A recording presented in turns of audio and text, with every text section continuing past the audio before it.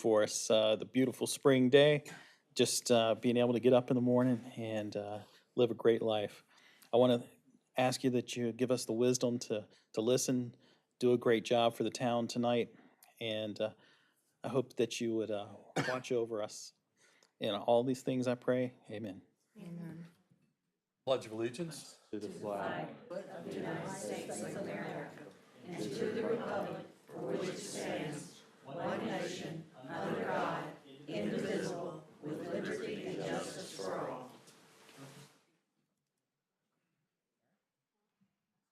All righty, let's call the meeting to order, and we start off with public comments. And while Ms. Nichols goes to see if there's any additional, none. All right, I have three. If you'll come to the podiums, say your name and address, and you've got a few minutes to talk to us. Susie Wiggins. Susie Wiggins, start off. First, I am now retired. This is my first meeting. Welcome. Thank you. My name is Susie Wiggins. I live at 408 Short Street in Community Park. Okay. So I wanted to address a couple of issues. I've recently retired, and I actually can be here before the meetings are over. And I wanted to question why Stallings Road and Community Park can't get one of the mirrors, because it's a one-way in, one-way out, and you're stuck. And when traffic backs up on Stallings Road, I've almost got creamed numerous times. Can I ask you a question again? The question is, why can we not put a mirror on that pole down there where the amphitheater is, so that when we try to make an exit left on Stallings Road out of a dead-end community park, we can see traffic coming? Because it will back up beyond the railroad tracks, and then when you've got it pulled up and people will sometimes graciously stop and let you try to get out, you can't see the cars coming. And you've got at least 4 hours every day. You've got the hours from school bus and the 5 o'clock traffic that you can't get out of Stallings. You can't get out of Community Park at all. I literally have thought, well, I'll just stop and go out there and stop traffic so my husband can pull the car out and we can get out. And it's very, very dangerous, and there have been a lot of near misses. So are you talking about the cars, you want a mirror so you can see the cars coming from the left? Coming from this direction, from the right, because you can see a little bit from the left, but when you're at the park, you're right here, coming out of, the park is here, and you've got it right here. So you can't see anything from here all the way back to the light. And sometimes you can see a little bit of what's coming through the cars, but you can't see anything but the cars that are stopped and nothing on the other side. It's totally blind. So you're just taking your life into your own hands every time you pull out. Why don't we pass that idea to our traffic town engineer and see what... Well, I thought the other option, which would be a lot more expensive, was if you could just take one of the policemen and have him stand out there and direct traffic like after church or after school. Because Stallings Road is so congested already that you have the industry that's here and all of that other, it's very, very, very dangerous. And I had not realized that because I've worked from 10 in the morning until 10 at night, and there's still a lot of traffic. But that was the one that I wanted to address primarily because it's very dangerous. The other issue that I wanted to discuss was the industrial park, because in Community Park, when you take a left to go into Community Park, I tell everybody just go straight till it stops. It dead ends right, go left. When it dead ends left, go right, and then take the first right. And that little short street, which has 6 houses, is where I live, and I'm the last house on the right. And there's a house in the woods, and then there's the industrial park entrance there. And so we've lived there for 45 years, and in those 45 years, we've had that grading place there, and we've had all that industrial stuff and all of that. And they start at 3:30 in the morning. So literally, one of the things they're doing is they're shaking our houses so that you can see where they're cracking because of the shaking all the time and the pounding that one of those companies does. The other thing that they're doing is you have all of that noise. So there used to be a mound that the guy had that had a dirt mound that would block some of the sound, and he's recently taken it down, so you literally hear it from about 3 till about 9 at night. And there's discussion that he had told one of the neighbors that he was going to put a chain link fence up, and that's not going to do anything to combat the sound issue. And so I don't know if, it's before you get to the railroad track, right down here on the left. You go through, so you guys know where it is? Okay, so when you turn into that company that's changed names on the right, you just go to the left and go back there to see where all that, it's cement. There's a cement place back there, and so you have the graveling and the shaking and the pounding, and I literally can see it from my house. And so if he puts a chain link fence up there, it's not going to do anything for the sound, and it's very damaging to the houses back there. And so that was something that I was not aware of because I was always gone. Okay. I think they're already working on it. It's just time, it's gonna take time, right? So they did submit a new concept plan, and they're not putting a chain link fence anymore, they're gonna do a wooden fence with landscaping, that meets our current ordinance. Could you speak louder? We couldn't He's saying they're putting up a wood fence, which doesn't block the Do you want me to come up to the sound. podium? Sure, Mac. I'm sorry to interrupt your time. That's okay. I'm enjoying it. I used to work in my car by myself all day. So, I think 216 Warehouse Drive, I can't remember the exact number at the top of my head right this second. They submitted a site plan, they did tear down the berm, and they did some land clearing, and we did send penalties for that. They've addressed those penalties, and they've also submitted a site plan to address, and come up with standards in the current ordinance for buffering, and that includes a wooden fence and also landscaping as well. I'd have to pull up the plans to give you exact count and feet, but they have submitted that, and that plan has been approved by staff. Is it specified So- how tall the fence is? So, I'm not sure at the top of my head how tall the fence is, but it does meet our current ordinance standards. No, is this, I don't even know if this is the same company that does the pounding and the other thing too. So I didn't know if, those were my concerns, was the sound, and I don't know how many companies that encompasses. Thank you very much. We'll Thank bring your you. concerns to staff and see if we can get this ironed out. Next up, Shannon Smith.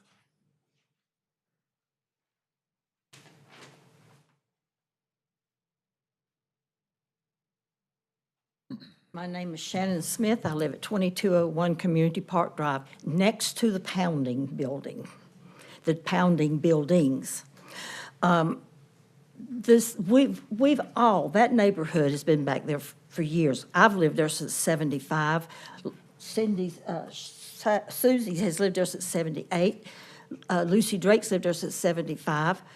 I mean, you know, we've been back there, and it's a very stable neighborhood. Unfortunately, the mayor of this town came back there and told us he didn't even know that place existed back there. He told us that.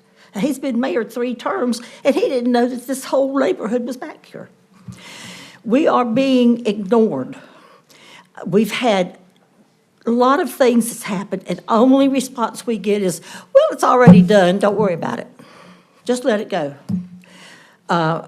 The penalty that the cement company, whoever that was that took that berm down, and the berm at my house that was done several years ago, the penalty was because they didn't get a permit before they did it, not because they did it. So the 2 penalties for the most recent berm was $1,100, which is nothing to them. That was 2 penalties. Our neighborhood is lacking in everything. Now, if we lived on the other side of 74, man, we'd get service real quick. But y'all don't even know we exist back here. One of our neighbors' daughter was hit trying to go to the park, was hit by a car trying to go to the park. And you know what the police's response was? She should have been walking in the crosswalk. Well, she'd have to walk up the road to get to the crosswalk because there's no sidewalk on this side. We have had, like I said, they took the berm down at my house and put a fence up, and they were supposed to landscape it, which they didn't do any very good job with it at all. I can't see that they did anything. The response was, well, it's already done, just let it go. Same thing was said about this one that they're doing now.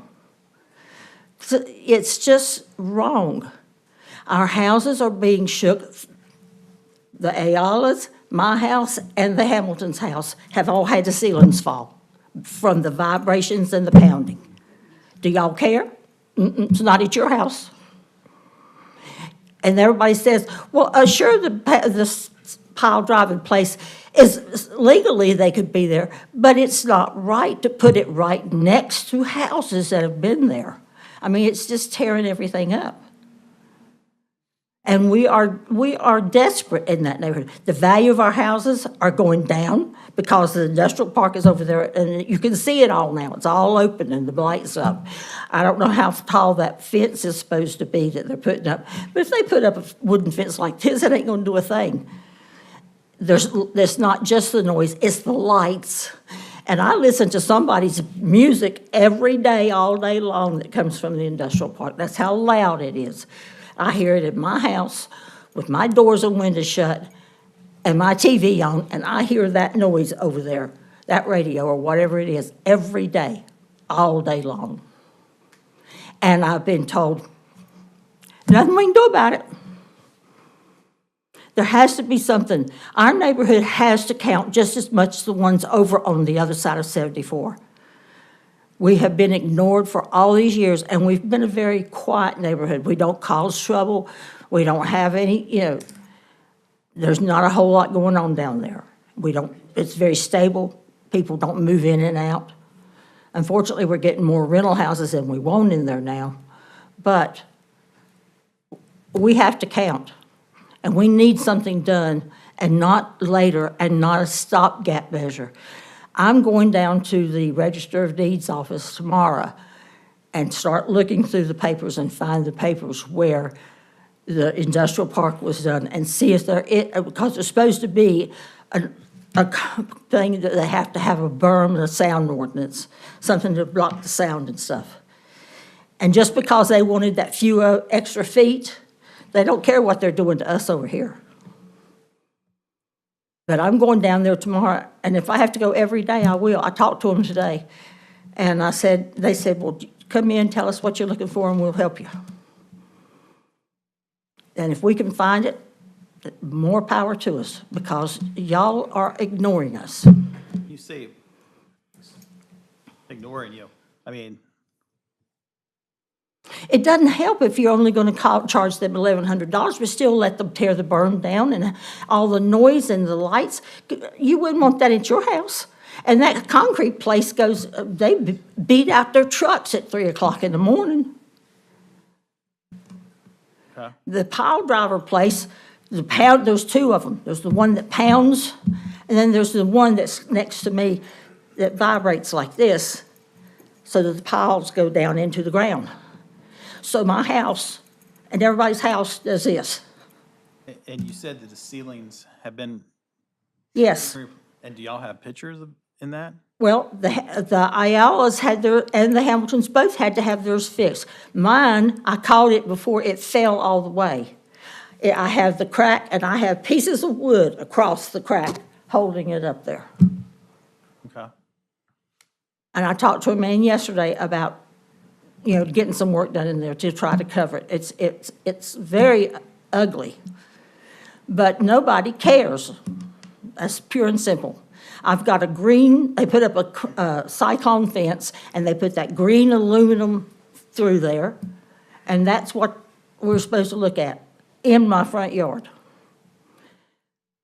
Before then, the berm was there, and it was a mess. Blackberry briars, honeysuckles, car parts, poison ivy. My husband and I went to the man that used to own that building, and he was the one that cleaned the parking lots, vacuumed the parking lots. I think he's down on Gribble Road now. And we went to him and said, look, if you'll clean this off, we'll maintain it for you. He said, that's not my property. My property only goes to the top of the berm. It does not go down the other side of that berm. I said, okay. So my husband and I cleaned it up. for years we worked out there. Planted azaleas, planted irises, planted flowers, kept it mowed, kept it clean, no snakes over there. And then that man just mowed it down one day, knocked it down. And he got a penalty because he didn't get a permit beforehand. And then right after he did it, to give his employees a place for the picnic table that they could eat outside, then he moved, sold it to the pile driver. This is a public hearing, so we're not really encouraged to debate and dialogue, but this is very fascinating. And I haven't forgotten about Community Park. I'm a native, and I grew up with my best friend lived on Community Park Drive, so I'm very familiar.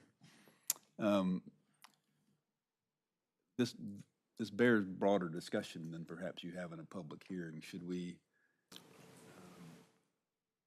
do some work between now and the next meeting and put this on the agenda for a broader discussion? I haven't heard great solutions that would remove the There has blight. been no solutions. Well, no, Every- don't, forgive me, I don't mean to interrupt Yeah. you, but solutions from your side, I'd like to know what those would be. And it may take some thought on you. I applaud you going to the Register of Deeds. We should probably be able to find that quicker online than you having to drive to Monroe. I'm happy to Well, have you do it. I was told that it was done by the county, and it was. It was done before the town was incorporated. Yeah, and I think that's And, probably. and excuse I'm me one going second. down there and look.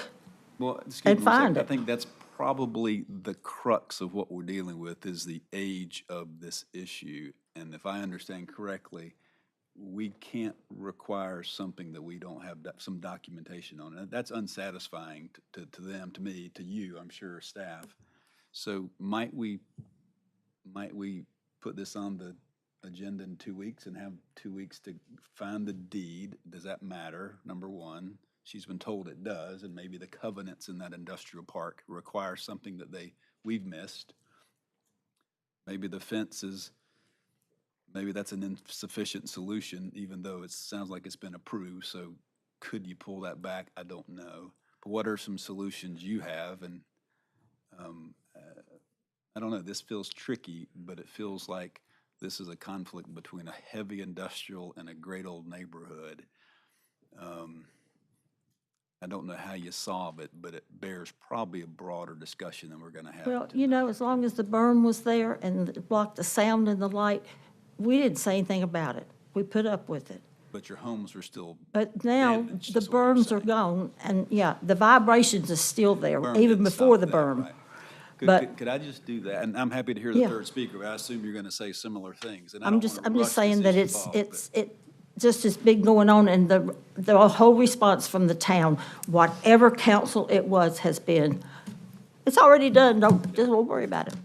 Yeah, because what might be left to the town to do, just frankly, is to do it ourselves, and that requires us to spend money, which is hard to do, or buy your properties, which is really hard to do, because you probably don't want to sell your properties. No. You wouldn't know where to go because of the I wouldn't want to values. sell it because it's a perfect neighborhood, it's So quiet, It's truly complex. it's a quiet neighborhood, it was a quiet neighborhood, but it's not anymore. Yeah. I concur. Let's put this on in a future 2 weeks And agenda. I hope you don't hear this as let's just punt this down the road. Okay, I'll be back in 2 weeks. Please do. This is This truly not a- does We complex. can't decide anything. It's I not on the understand. agenda, But we can. But take you your- don't, but if the mayor didn't even know this neighborhood was here, you sure don't know what the problems are. Well, I mean, to be fair, this is my district. The first time that people came here, a couple, 2 meetings ago, was the first I'd ever heard of this problem. And I think, The problem, but not the neighborhood. Yeah. not neighborhood, Let's but, be clear. but at the same token, I think it's pretty clear, most people here would say that out of the people on this board, I listen and work with people in the community very actively. Well, And you we're willing to work. A lot of us are at home. You had mentioned that one of the owners down the line said he only owns to the top of the berm. Yes, sir, that's what he told my husband. He said, my property only goes to the top of the berm, not on that side. The property line is, and did this new company take away your berm? Well, part that's on your we side is maintained it yours. for 25 years. But if the top is the midpoint, that one side is yours. And Well- if they destroyed it, it needs to be put back. So The, this is stuff I we need think to that know. that company is on Gribble Road. They vacuum the parking lots at night. All right, And he's the one that told us that his property only went to the top of the berm. So we cleaned it out, and we maintained it for 25 years until that man just got a little bobcat and just went and pushed it all down. He didn't care about nothing. On this note, though, if it's damaging the houses, that's, to me, pushes it to a whole new level. Does. Yeah. Well, it's damaging it because I have called over to the town hall, and they came out and they used to go out there and say, it was before the pile driving company, the company before them, and they had a machine that came from Germany that would get out of kilter, and my house would start vibrating, and my windows and my dishes and the cabinets and everything. And he found out that by going over there that they were out of kilter, and if they put it back in kilter, it stopped. So whenever it started again, I'd call and say, he's out of kilter again, my house is shaking. Now that company's gone. That was, I think it was American Wick Drain that was over there then, but I'm not sure. I know it wasn't a vacuum place. I know it wasn't a pile driver. All right, we appreciate you bringing it to our attention. We'll put it on our staff workload and get it back on our agenda. In Thank you very much. weeks, it'll be ready for us to take a look at. Anyone else that hasn't? Got one more. No, I got them all. Dawn. Dawn. Well, you must be Dawn Whitlock. Yes, I am. No, somehow or another, I already wrote your name down, but I guess I was reading and being slightly ahead. It's okay. I'm Dawn Whitlock. I live at 401 Short Street. And I'm here about two issues. One, this industrial park. It's ridiculous. Now, my ceiling has started to fall, but we fixed it. I mean, we caught it before it totally fell in. Screwed it back up and fixed our ceilings. My neighbors next door to me that are on the very end are both a lot older and both handicapped. Just, theirs fell, they called me one night crying, scared to death. They were sitting in their chair and the whole living room ceiling fell in. I mean, there was no water damage. We own an insurance company, so of course, when we went over there, we looked to see cause. No water damage, no nothing. It's the vibrations from that company next door.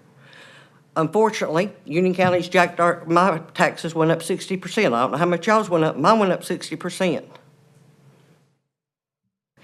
And I couldn't get that with what I have to look at out of my backyard. I couldn't get the tax value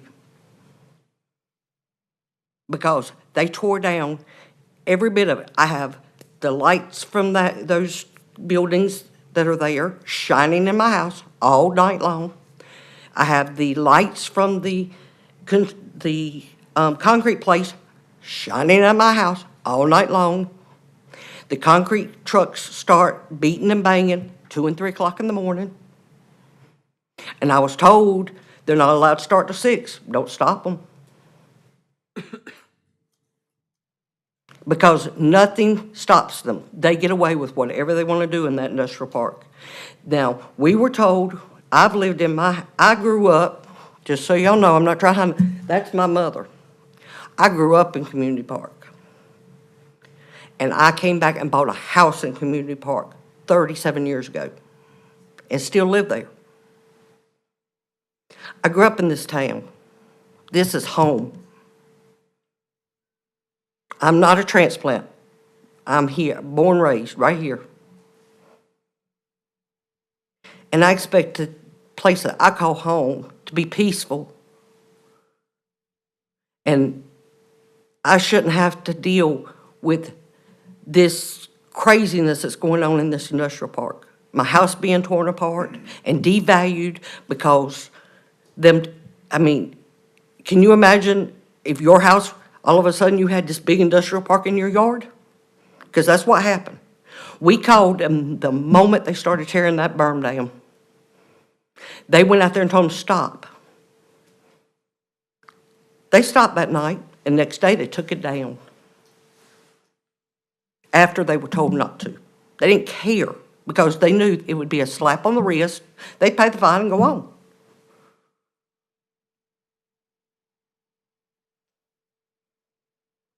you know, I don't understand when we come here, we're doing the right thing, we're asking for help. A chain link fence is not going to stop the sound.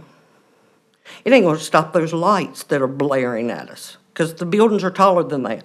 A wooden fence is not gonna stop the sound, and it's not gonna stop them lights that are blaring over the chain, unless they put, if they put up one of them concrete barriers like they do on the highway to help them nice little neighborhoods, that might, if they don't wanna build the berm back. Now, we were told when I bought the house, there was an ordinance in Union County that the Union County told the industrial park when it was being designed, there had to be a berm, had to be a sound barrier. And that's why the berm was there.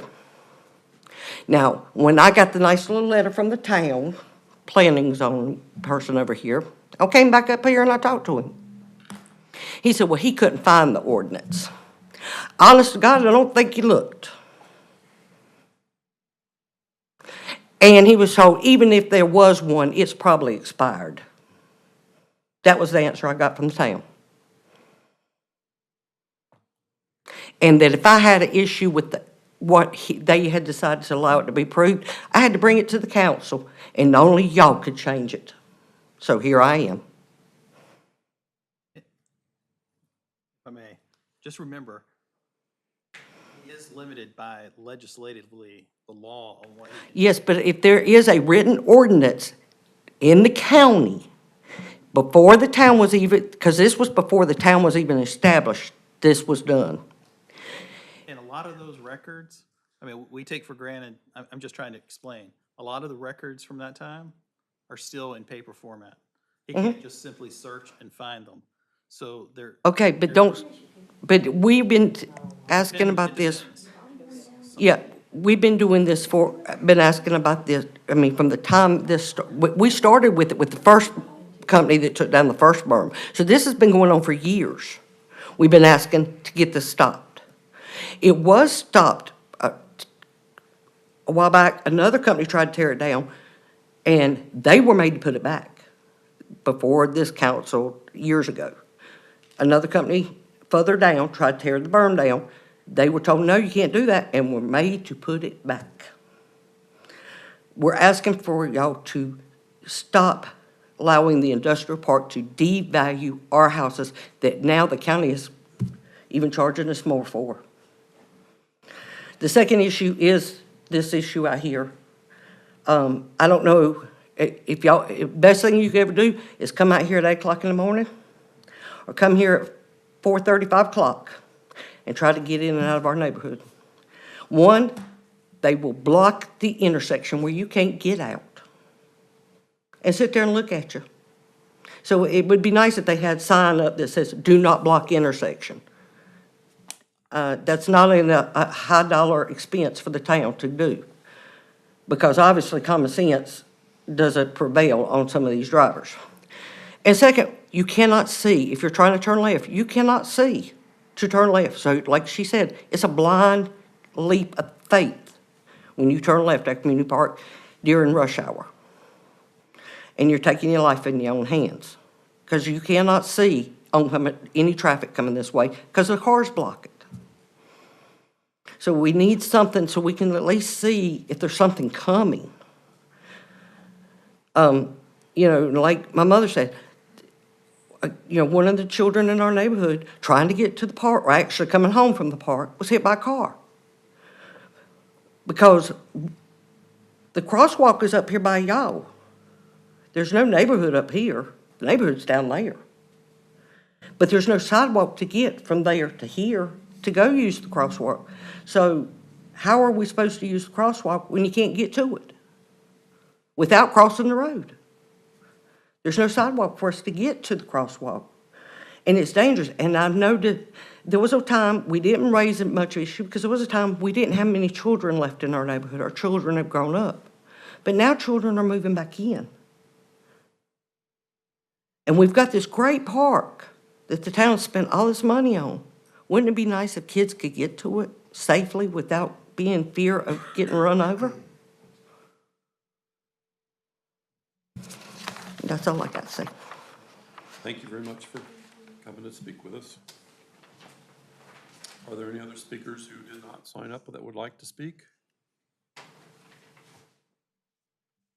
All righty. Next on the agenda is agenda approval. No, it's not a public hearing, it's just public comment. I'm sorry. Now we're going to the consent agenda.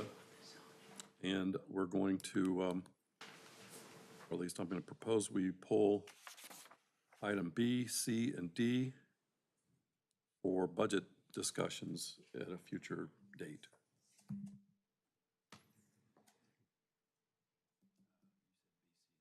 Yes. 1, 2, 3, and 320, yeah, you are. 4. Oh, sorry. I would have figured that about halfway through the meeting. I would request that we move E to the agenda. I assume we're all probably gonna be in favor of it, but I think just to have a discussion. I do have a question about like the timing. Just Which school zone limit at Stallings Elementary? Oh, Do you E, want to E. discuss Yeah, it now? E. So let's- I mentioned B, C, and D. You're adding E? No, No, sorry. I got it. Let me do this. I move approval of consent agenda item A, which is a conditional zoning subcommittee policy amendment. Deferral of B, C, and D to budget process, and addition of a new item 11 called school zone speed limit at Stallings Elementary. Is that what you're asking? Yes. All right, Perfect. You mean 11A? yeah. Yes. All right. So, all right, then, that was the motion. Any second? All in favor? Aye. All right. So 11A is the school zone speed limit. All right, now we're up to agenda approval. And for that, I would propose we move Mr. Harrell's tax administrator presentation to next, so we don't have to sit here and go through the rest of our meeting with us. Okay. That's all right with you.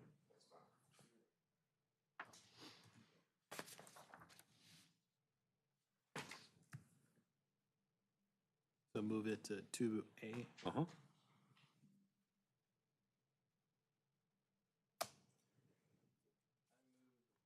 The agenda with item 7 becoming item 2A and 11A, as previously mentioned. Second. All in favor? Aye. Excellent. All right, so now we have approved agenda, and the tax presentation is next.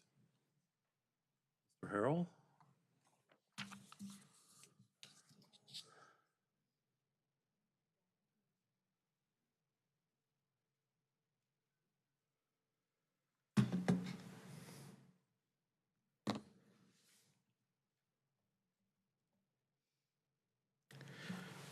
Good evening, Council. Good to see you again. Just want to come back and provide an update on the reappraisal. We're in the thick of the appeal period right now. As everybody knows, you've gotten your notices. Property. I want to address the 3 ladies that were speaking. If you have not reached out to our office regarding what's going on with your properties, please do. And these are my 2 appraisal directors here. And that, Mine almost $500,000, and there ain't no way I could. I understand that. Reach out to the office so we'll be glad to take a look at that for you. So just to recap, the first few slides here will be a recap of some of the information you saw in the previous presentation. But just to hit it at a high level, why are we doing a reappraisal now? There's a lot of questions. One of the questions we've received over the past 2 or 3 weeks since the notices went out.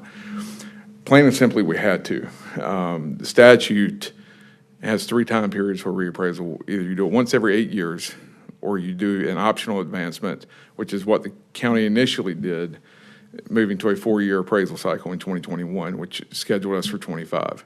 The other is a mandatory advancement. You trigger that in the statute based on one of the statistical measures that they review from our data is the sales ratio, and that's comparing the sales price of property to the current assessed value.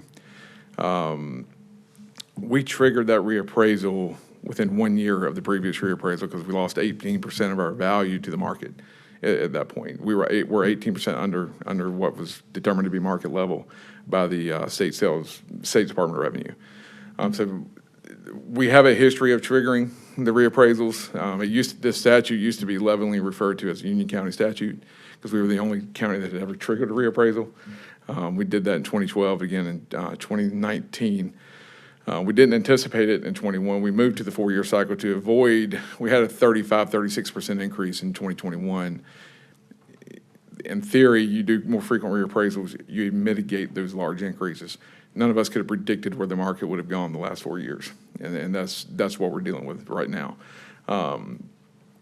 You have to maintain fairness and equity in the tax base, meaning you want properties that should be appraised around market level to be there. You don't want lower properties appraised too high. You don't want higher properties appraised too low. That's an equity issue, and we have to make sure we are on top of that. It also provides a stable tax base for the town and county as well, and all the other jurisdictions within the county, including fire districts. A couple of these points I already covered. The 36% increase in 2021, the adopted 4-year cycle, and then the trigger notice.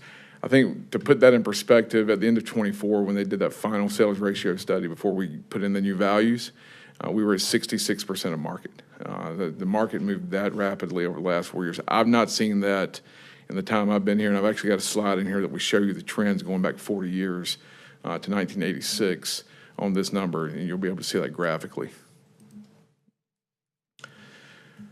So progress to date, we are at 114,000 parcels in the county now. That is up 10,000 from 2021. Total valuation increase countywide, and this is gross increase, and I'll qualify that in a moment, of 60, just over 60% countywide. The residential increase was 63, just under 64%, and the commercial industrial increase is right around 45, 46%. The reason for that is we are a bedroom community. Residential real estate sales here higher and comparatively speaking and more rapidly than commercial industrial real estate. The county is still roughly 90% residential.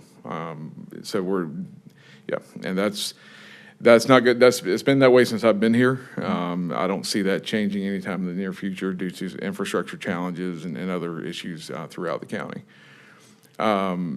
Exempt property, we do have to value exempt property like this building. We have to track that because we have to report the exempt values to the state annually. We don't tax this, obviously, but the valuation does count. So we even have to adjust facilities like this during the reappraisal process. Probably the biggest category of increase is rural land. Rural land values went up 94%. The median, I think I pointed this out last time, the median sales price per acre for an acre of land throughout the county was $75,000 for a single acre. A lot of this, the buffer on this is a lot of this is in farm use, and a lot of the value is deferred. So that 65 to 70% is total, but if you own a tract of land that's in the farm program, you're being taxed at pennies on the dollar for good reason, because the land's in use, it's not being sold, it's not being developed. But if you're, to put it in perspective, if your market value is $20,000 per acre, we're only taxing you on $255 of value per acre. So it's roughly at 90% plus in deferment and break on the annual property tax bill for the owner.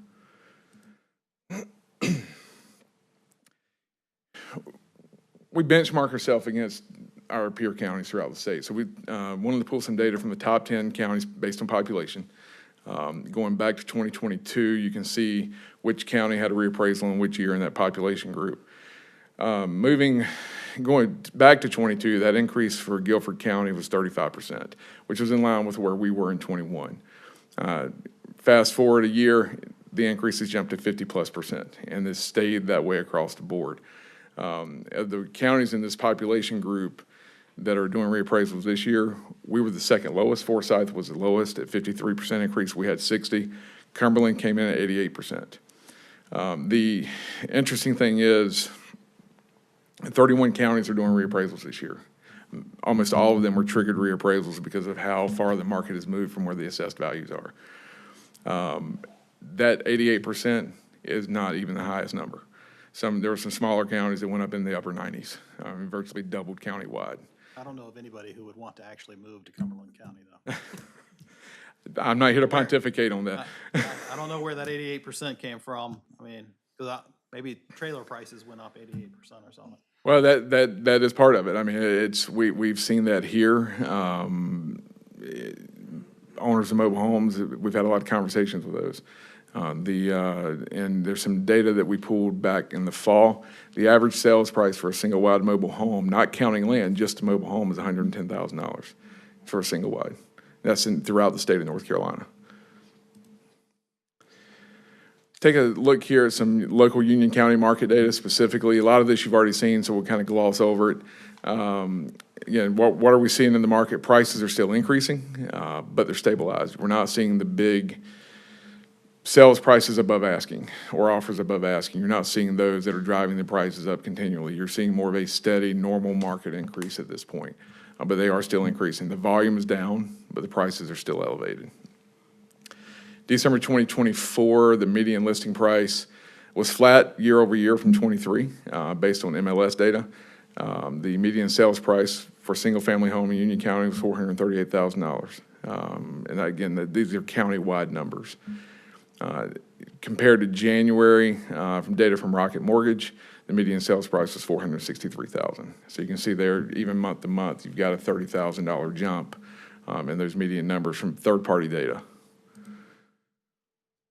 We've talked about the contribution, what's contributing to this increase. Obviously, it's growth and people moving into the region and Union County specifically. We have a great school system here, so it pulls people in from all over, especially if you're looking to relocate to the Charlotte area. Union County is usually, Union County here and York County in South Carolina are the top two typically within the Charlotte region that contribute to the growth that we've seen here. One of the questions excuse me, one of the questions we've received is, okay, how do you do this? Well, we analyze sales data. That's all we do. It's a lot of statistical analysis and actual sales that come into the county. We do property reviews. We're required to review 1/8 of all parcels every year. We have to pick up the new construction. So we have 114,000 parcels with 10 appraisers. So we have a large workload with a small amount of people to manage it, but we get it done. And that group is one of the best in the state. I'd put them up against any county in North Carolina. But from a sales standpoint, what gives us the data for this is your real estate transactions. So since 2021, we've had roughly 48,000 sales of single-family homes in Union County.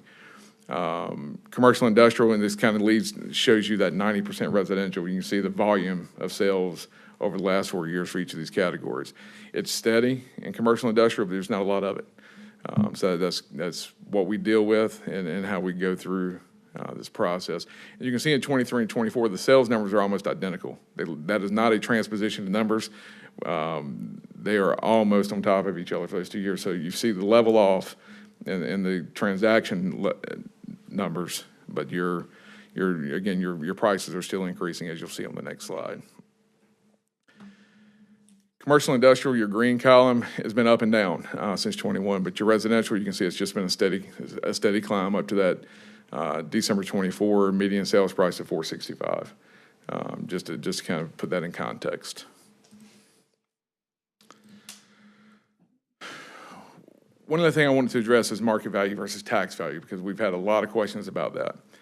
If you look at general statutes, North Carolina, there is not a mention of tax value anywhere in the statute. So there is no such thing as tax value. North Carolina is a market-driven state. 105-283 is a uniform appraisal standard and defines how property should be valued for tax purposes in the year of a reappraisal. It specifically says shall be appraised at its true value, and defines true value as interpreted as meaning market value.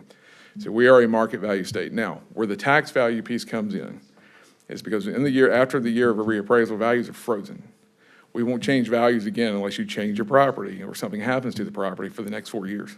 And so that's why you see that gap, as you'll see on the next slide, between assessed values and market value. So this slide here goes back to 1986. The orange percentages here are the year prior to a reappraisal. The yellow is the year that we triggered, starting in 2009, and the green is the sales ratio as of the year of a reappraisal. So you can see the 100% being market value. Just hold that line static. Wherever the market goes, that's where that 100% line is. Our assessed values, you can see, are often below that, with the exception of this little time period here, which we all would rather forget, from 2009 to 2012. That's the first time it's been inverted. But you can see in the early 2000s, we typically stayed within 12% of the market. It was more consistent, but it was still rapidly growing. Now, since 2015, you see rapid declines, and we have to get back up, rapid decline, and get back up to market. So that's why we're on this 4-year cycle, to try and prevent that. There are some counties now, I know Wake County, is moving to a 2-year reappraisal cycle to try and mitigate, again, get closer reappraisal cycles, you want to mitigate those big jumps in value.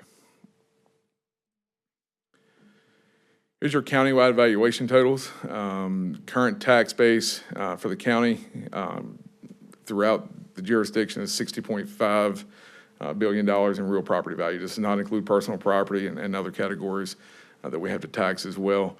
You see the different buckets here, your residential, commercial, exempt, the land values.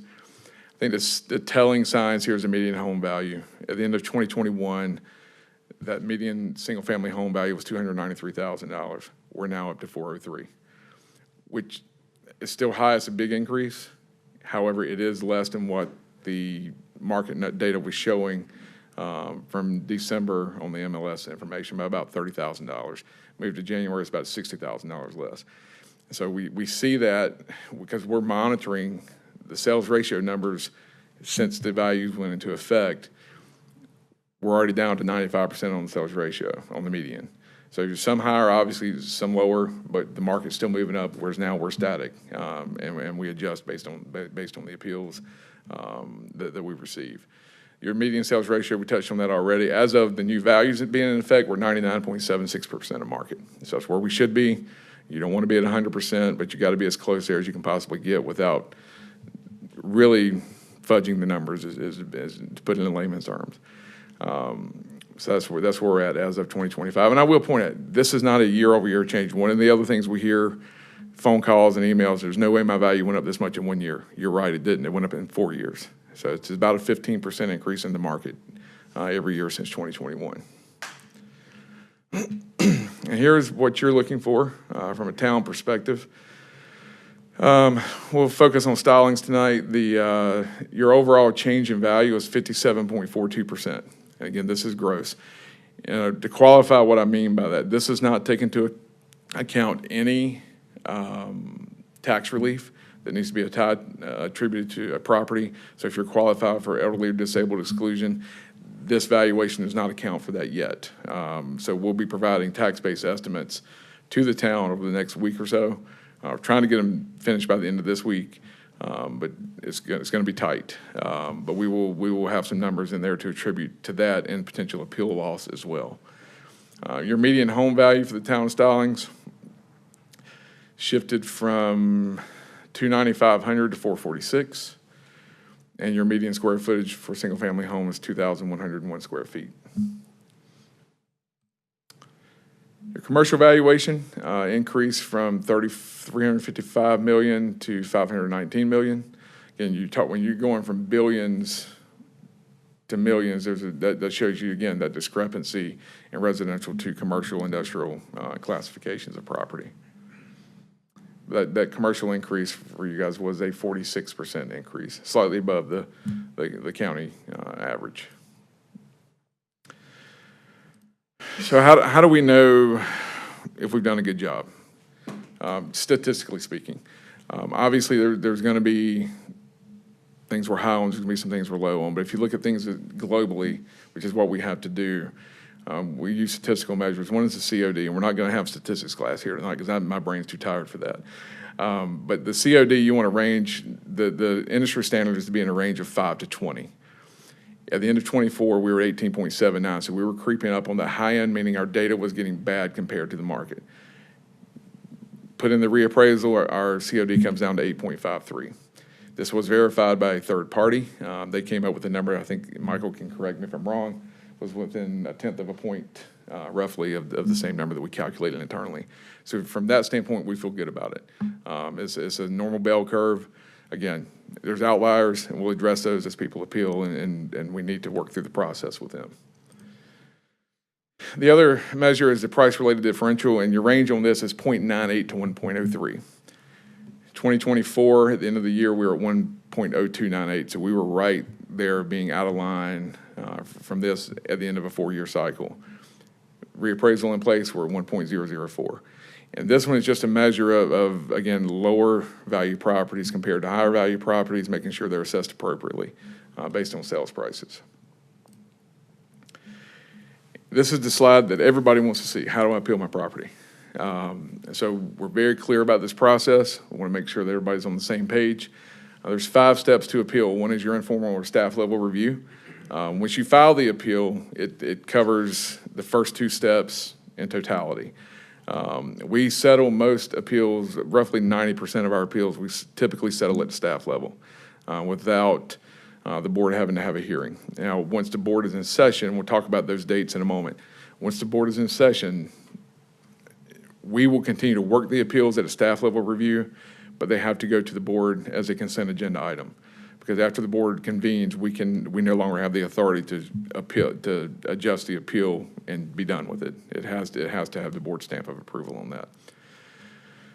If we can't settle it at that level, you're scheduled for a hearing at the Board of Equalization and Review, which is appointed by the county commissioners. 2 of our members have been on this board for 29 years. They are well aware of the activity in the real estate market and understand the appeals process thoroughly. So we have a very good board. They are independent of our office, but we do staff that board from a clerical standpoint and provide them data and information as they request it. After that level of appeal, if you are not happy with your value that the board decided on, you can appeal to the Property Tax Commission in Raleigh, which is appointed by the General Assembly and the governor. And from that is the final stop from a valuation standpoint. If there's a legal matter, either party, the county or the taxpayer, can appeal to the Court of Appeals if there's a procedural issue or something of that nature. Let's talk about deadlines. Again, that convening date for the board is April 14th. Prior to that, we can make changes as we deem fit and deem necessary, as long as it's within purview of the schedule of values that governs everything we do for the next 4 years. The final deadline to file an appeal is May 28th. And the notices you received, the last statement asks you to file your appeal within 30 days. The reason for that is so that we have time to review it and can get the appeal scheduled timely and make sure that you've got what you need, we've got what we need, and in turn the board may have what they need at the end of that review process. Again, like I said earlier, we will still review all the appeals because the board will not hear an appeal that has not come through our office for an initial review.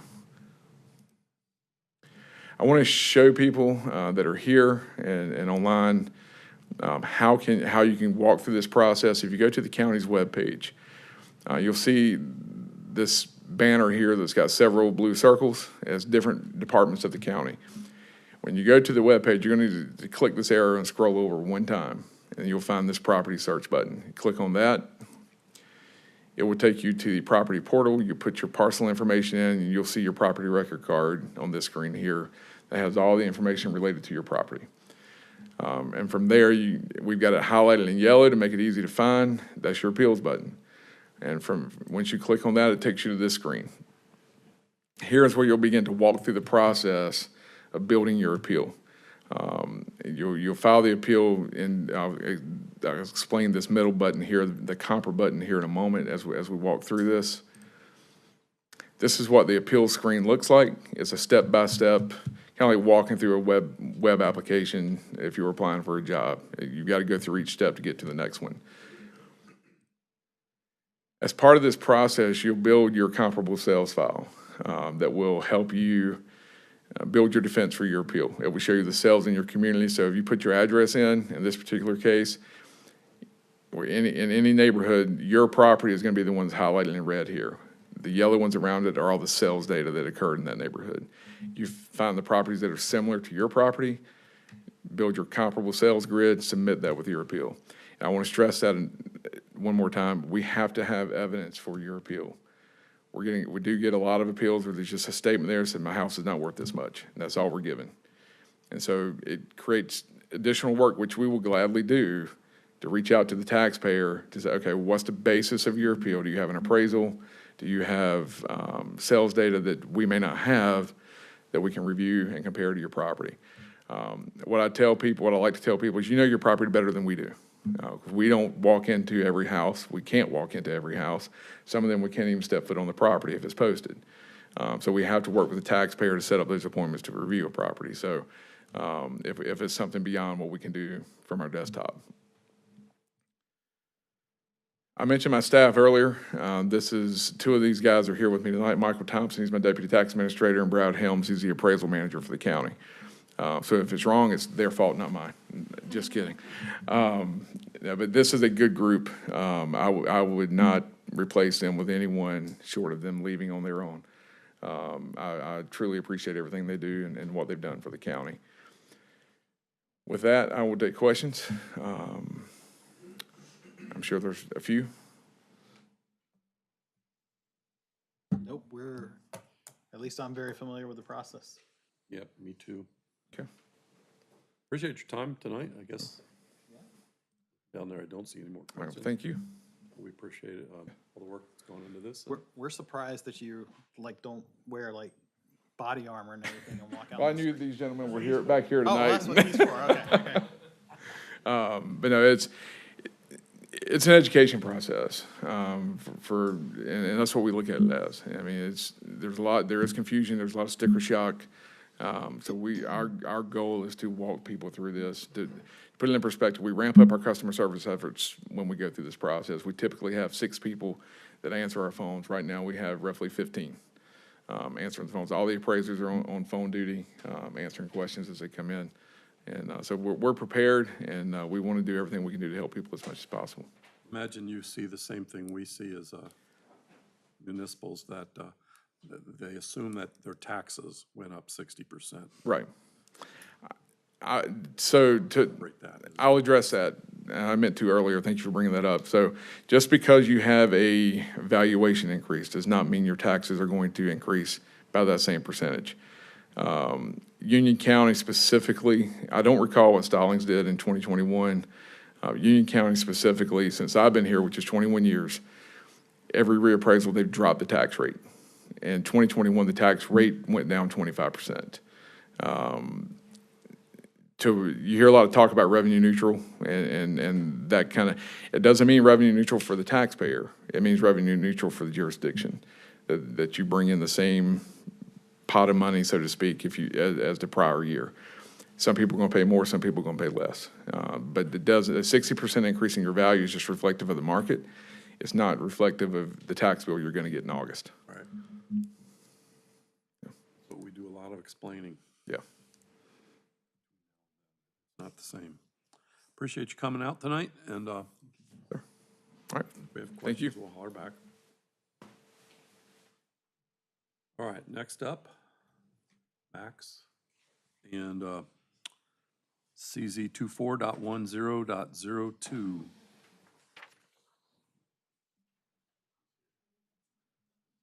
All right, Louise. Thank you. I'll open the public hearing.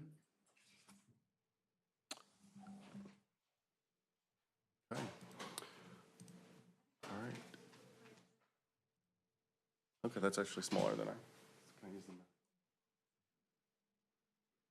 Hello, council. So we have 2 conditional zonings tonight that are very similar, but they're different applicants.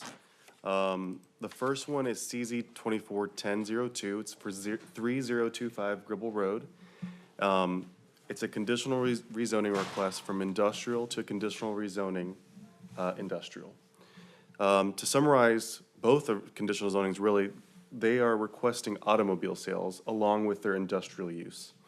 So I do want to explain the first one, though. So the first one is 0.81 acres in size. It's industrial. The existing use is automobile repair, and they want to continue using that use and add automobile sales to that property. The applicant is also here tonight to answer any questions, but it's located on Gribble Road.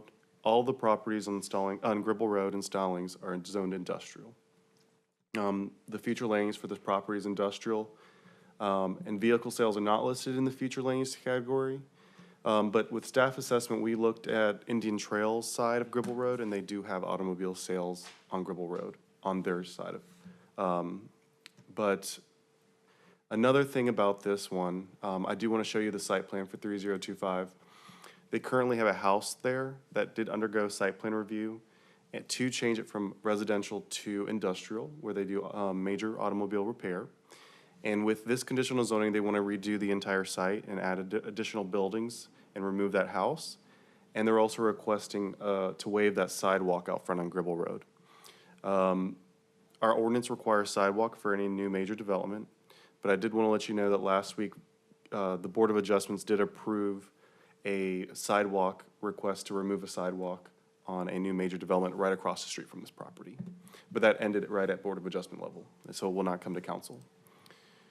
Staff does recommend approval for this. It does meet the industrial nature of Gribble Road, and there is already automobile sales along Gribble Road and Indian Trail side. We do have a list of conditions, though, that we are looking into to implement. So vehicle display limit, 5 vehicles on display at any given time, and additional vehicles must be screened from view. They also have, we are requesting screening requirements, so any screening installed must be installed and maintained to show, that is shown on the approved site plan. So that is screening that is shown on the approved site plan.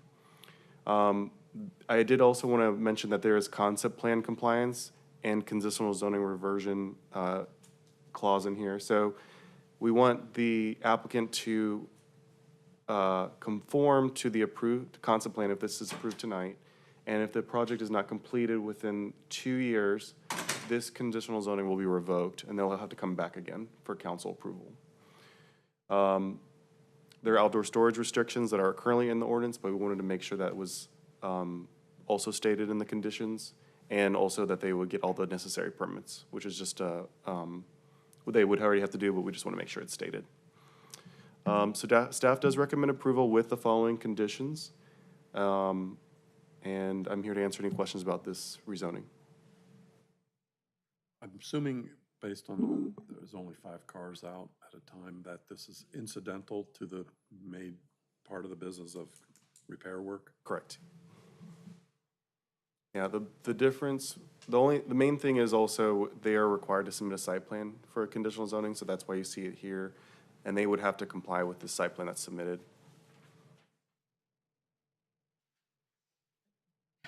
Are there any public comments on this issue? And we do have the applicant here if you want to talk to the applicant. Max, I had a question. Did you have a question first? Yes. Does the applicant know that they have to comply with this site plan? Yep. I did send that, the list of conditions to the applicant, and I believe they agreed to it, but if you want to hear it verbally, they can come up and talk about it. I believe you. Yeah, of course. So they know that they have something, a game area, and then a seating area, and I haven't been out there in the last several weeks, but there was just cars all over the place there now. So they are zoned for major automobile repair, so they are allowed to have vehicles on site. They just can't sell them. I understand that, but here, it's an open space, seating and lawn games. So as part of our ordinance, they're required to have open space, and they're supposed to reference what they're using the open space for. So I believe that would be seating and lawn games for their employees. Okay, but they realize that they can't, all the cars that are there now have to be removed, and they only can park in these designated spots. There's not I a lot. believe they are understanding of that because they are providing a parking lot that they don't currently have now. But if you want to talk to the applicant, just talk about the outdoor storage and how they would address that, would you like to talk to them about that? Sure. Yeah. Would the applicant mind that coming up okay? and speaking about that? Because currently I'm not aware of any violations about the vehicles or anything, so I just want to let them talk about it. Thank you. How are y'all doing? Look, before we start, we just want to thank you for your time, for sitting up here for the town and doing what you do, because it's not easy most time probably. So thank you. So the property is being used right now, industrial, auto use. It's being used for auto use, so there's vehicles there now. The site plan that's on the screen is what Daniel here is going to implement once we submit to the town staff for all the nice permits that we need for this.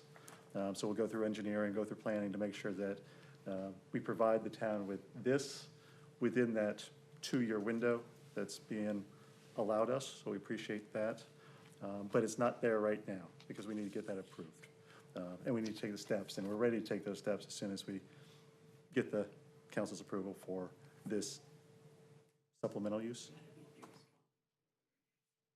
So business must be good? All right, good. So if I understand correctly, the change is to allow the sale of vehicles and only 5 on display visible from the road. Is that correct? And if I remember this site plan, and I was on the subcommittee with Lori, so I'm fairly familiar with the discussion at that point. There was an driveway entry with a fence that closes at night for security, right? So that's the proposed, not there now. And the fence wasn't, it was opaque. It was white, or it was solid. In other words, it wasn't see-through. Is that what I remember seeing? It's a wooden fence. What? Final? It'll be solid. Solid, It'll yes. block view Okay. from the roadway. Yeah. Yep. So I was okay with this, because it seems like it's a net improvement to what's there now.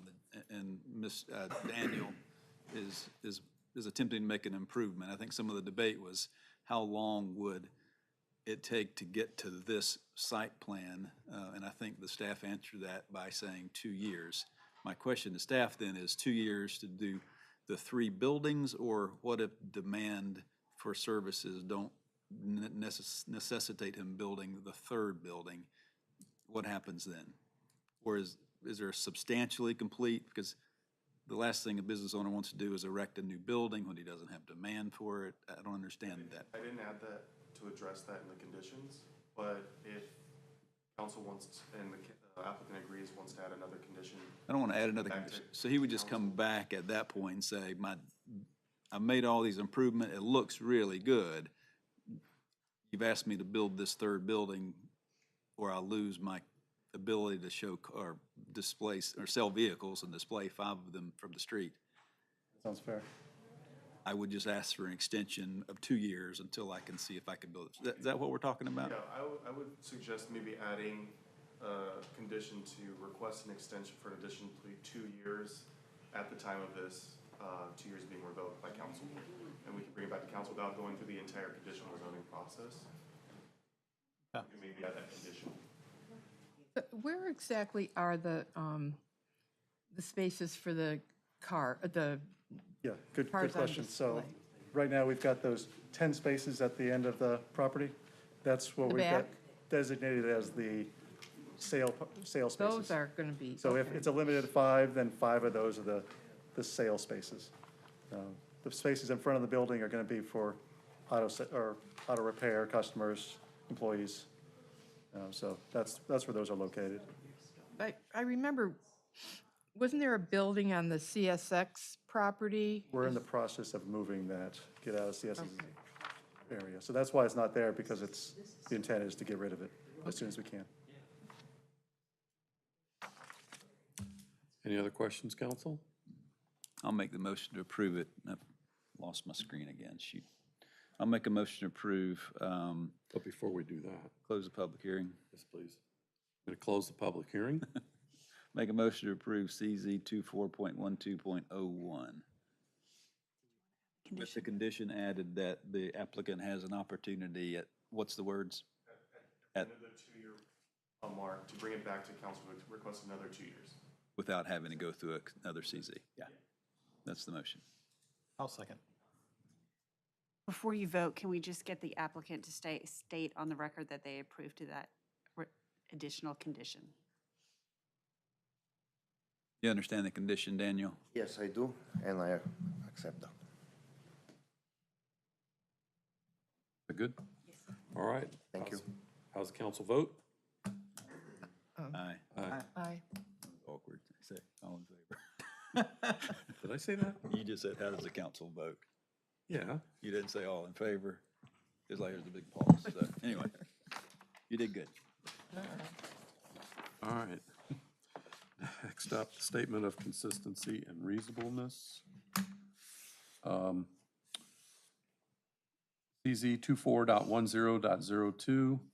The request is a conditional zoning request for 3025 Gribble Road, seeks to rezone the .81 acre property from industrial to conditional industrial to permit automobile sales alongside the existing major automobile repair services. I won't read the whole thing, but Melanie says I need to. So moved. Second. All right. All in What favor? should I say, Brad? All in favor. All in favor? Aye. Aye. Hey, what do you guys think? Next up, CZ 24.12.01. Okay. So hello, council. Yes, this is for the second conditional zoning. This one's for 3469 Gribble Road. The applicant, by coincidence, happened to apply around the same time, so they're requesting something very similar. They're requesting a conditional zoning change from industrial to conditional zoning industrial to allow automobile sales. This property is a little bit larger. It's 1.52 acres in size. They're currently using it as major automobile repair, and they are requesting to add automobile sales to the property. The future land use for this property is industrial center, and and vehicle sales aren't listed, so we do believe we have the same opinion that it's inconsistent but reasonable, because Gribble Road is already industrial in nature and already does have automobile sales on the Indian Trail side. Some of the conditions are very similar, but they're different because the applicant's not doing a major change to their site plan. And I did want to show you the site plan after I mentioned these conditions. Before you So- go too much farther, I'm going to open the public hearing. Oh, thank you. I also missed that as well, so I need to write that down for myself too. Jumped right in before, I'm like, oh, Yeah, sorry about that. Anyways, I apologize. So cheer. the similar conditions. To limit the vehicles display to 5 vehicles at any given time, and any additional vehicles on sale will be behind a fenced area and must not include visible signage. Same with, we were requesting consistency with the concept plan, so the final development layout, building design still stay, and they have to have screening methods. And they also have to comply with all the permitting. So I did want to show you the site plan. Currently, the building does exist. They're not doing any major amendments to the site. They are only adding 5 parking spaces out front, and that's for the vehicle sales. Staff does recommend approval with the following conditions. Do you have any questions for me for this site or conditional zoning? What did you say, the fence exists now? Yes. Currently. So I'll zoom in on the site plan. And so currently this building exists right here, this metal building, and then there's this black line that indicates a fence that's already existing. It doesn't currently have screening on it, as they would install screening onto the fence as part of the conditional zoning.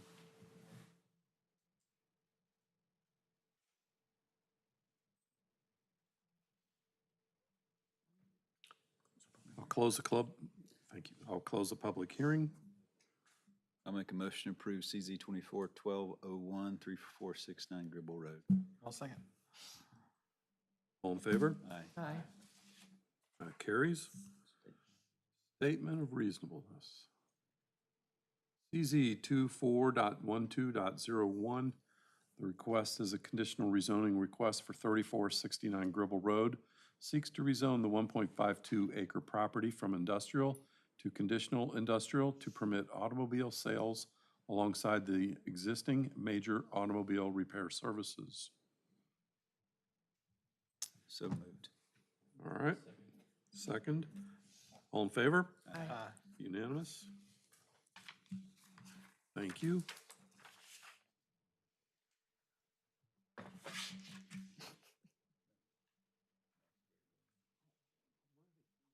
ready to read it. Sometimes We're sitting too close you're tonight. mumbling too loud. I'm like, what are you saying? So you talk to yourself so much. Anyhow, the next up, TX 25.02.01, the attached garage amendment. You're gonna do what? I am, open a public hearing. And information from staff. Yes, thank you. So like you said, this is TX 250201. This is for attached garage requirements. Currently, our town's regulations regarding attached garages are very vague, leading to potential inconsistencies when people do apply for attached garage permits, and it could create negative impacts on certain neighborhoods. So at their council's January 13th, 2025 meeting, they directed staff to write a text amendment to address attached garages. Planning board did recommend this text amendment last month at their meeting. There's a bunch of reasonings of why we're doing this text amendment, but the main reason is because we don't currently have the language already in our ordinance, and we do want to make sure everything's consistent. So I wanted to go over the specific text amendment. So Article 2.10-11 is a brand-new article. Article 2.10 goes to 10, and then this is the 11th text under that article. And that specifically is for garages, attached structures. This one's now a new one for attached garages not accessed by an alleyway, because we have guidelines on attached garages accessed by alleyway, but not accessed by alleyway. So it's kind of hard to explain that, but we do have the following requirements. So the attached garage must meet the following requirements. So it must be physically connected to the principal structure by either an enclosed passage or a covered breezeway, both with a minimum width of 6 feet attached to the principal structure. So my arm widths are around 6 feet. So this structure has to be attached to the primary structure with this width. The connection in the garage must have a permanent roof that matches the primary structure in both color and style to maintain architectural consistency. The attached garage may be only constructed on a lot where a principal structure already exists, because we do have a lot of applicants that do want to apply for like an accessory structure without a principal structure, and this prevents that. Attached garages would be only permitted in the rear or side yard and not to exceed 50% of the ground floor area of the principal structure. So if the ground floor area is, let's say, 2,000 square feet, the attached garage could only be 1,000 square feet.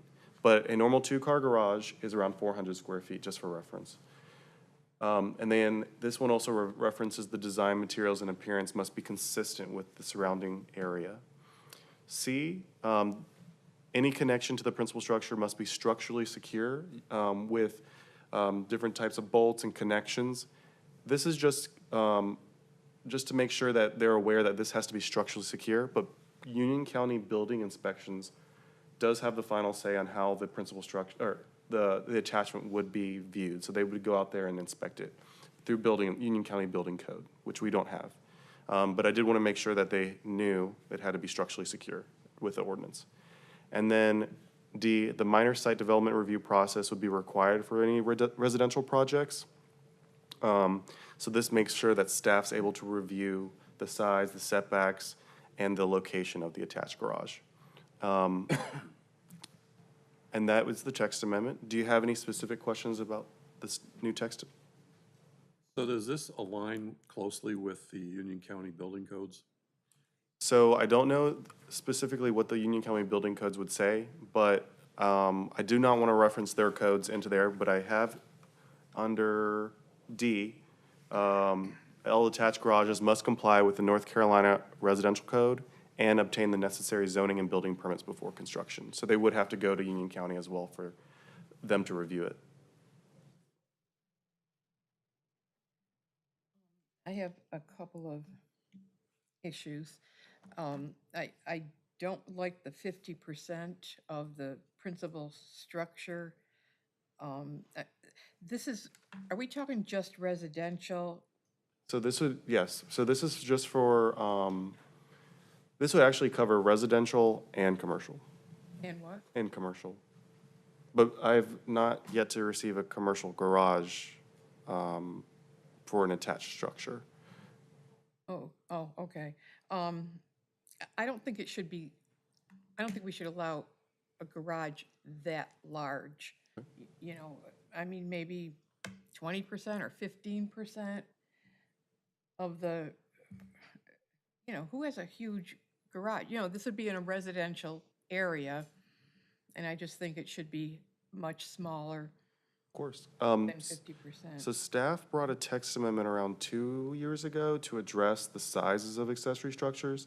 And at that time, council did have an issue with restricting, and it was a different council, but they had a issue with restricting the sizes for these accessory structures. They wanted to not add those limits. So I made it quite large so that there was more flexibility. That's why the text amendment was written this way. A lot of smaller houses on this side of town, so if you did it less than that, you'd literally have some of the houses that would be smaller than a garage practically. I mean, like a one-car garage. Right, I understand. And when you said a that. 2,000 square foot home, that's On ground floor. ground floor would. So I would say maybe That'd be a huge house. Yeah, it would be a huge house. We do have some properties that are quite large, but I would say maybe they're mostly like maybe 1,000, 1,200 square feet ground floor, So, which would be a 500, 600 square foot. more what Yes. we're talking about. All right, there we go. And they would be able to come, if I wanted to build 20%, a garage that's 20% the size of the ground area of my house, could I come and ask for a variance? Because I want it a little bit bigger, or is that something that you, I believe that you would be able to apply for a variance depending on certain factors and hardships for an attached garage. So I believe that it could be accomplished. okay. But it's like vague because it depends on the various factors for a variance, and I don't have a specific property, an example for that at the top of my head at the moment. But I'm just saying what Stephen was saying, is there's some small houses, but I don't know, I just do not like that 50%.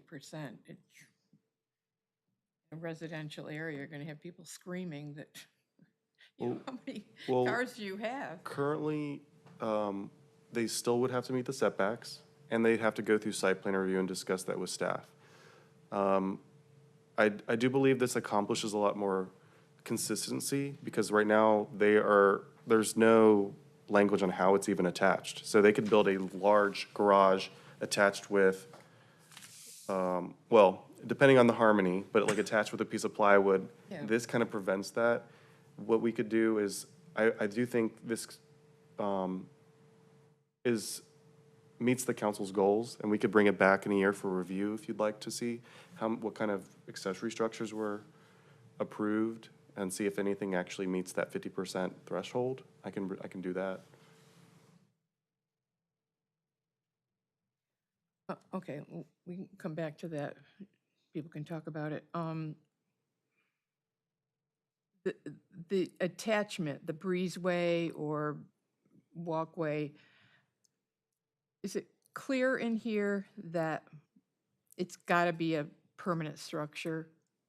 Because someplace where I was reading it, it didn't seem like it was clear. Like, can I just put a tent up So- and make that a breezeway? No, I do believe the second sentence in A, it says the connection in the garage must have a permanent roof that matches the primary structure in both color and style to maintain architectural consistency. That's the garage, but what about the breezeway? That's the covered breezeway, and the enclosed passage would have to comply with that as well. It's what? How it's attached, like Yeah. a covered breezeway or an enclosed passage, would also have to comply with that roofing requirement. Does it say that? In Yes, A, sure does. the second sentence, A, the second sentence. yes, the connection, it starts with Have the, a permanent roof, okay, permanent roof, okay. Okay. All right. I disagree with the 50%. I'm sitting here thinking, I've got a 2,000 square foot house. My two-car garage is probably right at 50% of the two-car garage that's part of the house is right at 50% of the house. 2 cars? Well, I mean, just like you said, it's, it's, Normally Two times 400 square 24. feet, yeah. so 22 by 24, I mean, it's half of my square footage of the rest of the house. I mean, of the ground floor, right? The ground floor is 2,000 square feet? No. It would be Was your, 2,000 spread across two floors. your garage built with your house? Okay, this is, It is. Then it wouldn't. Well, no, but what I'm trying to say is that if you had a house that was the same square footage as mine, I mean, if it was any smaller than 50%, you couldn't build a 2,000 square foot house and add a 2-car garage to it, because it would be too small. I thought the 2,000, or whatever, the square footage was for the ground floor. It's just, I just use it as an example, Yeah, that was just an example. yeah. What? So when I was explaining it, I just was using an example for clarity. So the attached garage could not exceed the 50% of the ground floor area. So if your house ground floor area, I'm gonna use a smaller example, was 1,000 square feet, Yeah. the maximum attached garage would be 500 square feet that you were allowed to build. You'd also still have to apply with setback requirements and go through site plan review with staff. And meet all Union County Building Code requirements, which are at the county level. So 500 feet, 500 square feet, and you're saying that like a regular, like my house, I've got a 2-car garage, it's probably 400 square feet? That's the average 2-car garage size, but you could do any That's other really different. small. It's small, but you could do a different size, up to 50% of the ground floor area. My garage is a 2-car garage, and I live in a relatively small house, and mine's I thought you said 500. you had 2,000 square feet. That is relatively small comparably, just based on the tax value. But I mean, my garage is roughly 528. Okay, That's 22 by 24. okay. All right, Okay. so, are there any residents here that would like to speak on this issue? Okay, I didn't think so. I'll close the public hearing. How's the council feel about this? Does I'm anyone okay, I'm okay. All right. wants to do a motion? I move improvement of Approval? TX 25.02.01. Excellent. Anything else, anybody? A second. All right, how's the council vote? Aye. It's unanimous. Well, I always do it. All right, statement of consistency and reasonableness. TX 25.02.01, staff is requesting a text amendment to establish clear guidelines for attached garages in Article 2 of the Stallings Development Ordinance. Do we have a motion? So moved. And how's, all in favor? Aye. If I say it that way, I'm leading you along. If I say, how's the council vote, you have a choice. And we all would answer differently at the same time. I don't think you would. Well, that's a good point. All right, next up. TX